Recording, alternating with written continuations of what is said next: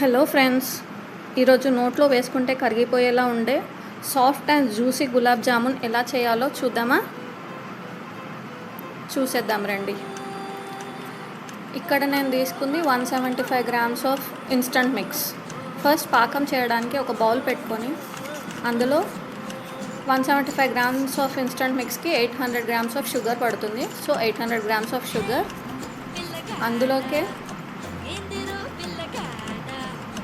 దానికి తగినట్టుగా 800 ml water వేసుకోవాలి అందులోకి. ఇప్పుడు ఇవి రెండు కరిగిపోయి మనకు పాకం రెడీ అయ్యేలోపు మనం గులాబ్ జామున్ బాల్స్ రెడీ చేసుకుందాం.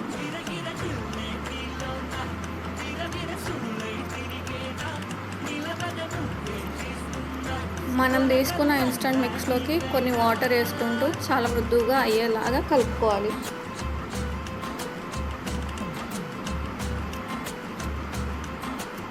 కొన్ని వాటర్ వేసుకోవాలి. ఒకటేసారి వేసేసుకుంటే చాలా లూజ్ అయిపోతుంది మిక్స్. అప్పుడు మనకు బాల్ సరిగ్గా రావు, బ్రేక్ అయిపోతాయి. సో కొన్ని వాటర్ యాడ్ చేసుకుంటూ ముద్ద కట్టేలాగా మృదుగా ఒత్తుకోవాలి పిండిని.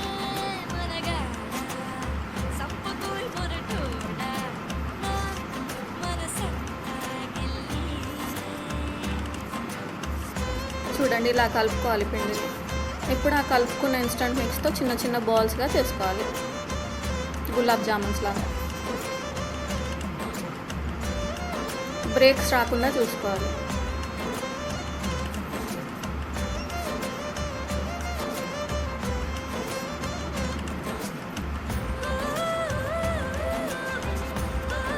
పిండి సరిగ్గా కలపకపోయినా లూజ్గా కలిపిన బ్రేక్స్ వచ్చేస్తాయి ముద్దలు చేసినప్పుడు. సో కలిపేటప్పుడే చూసుకోవాలన్నమాట.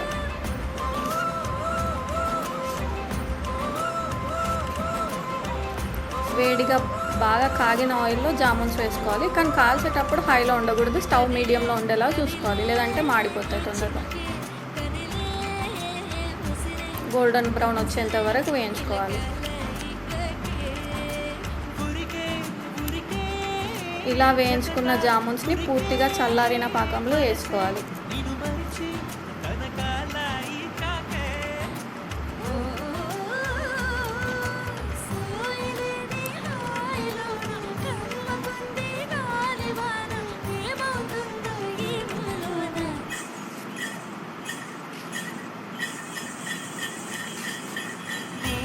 పాకం మాత్రం పూర్తిగా చల్లారాలి, అస్సలు వేడిగా ఉండకూడదు.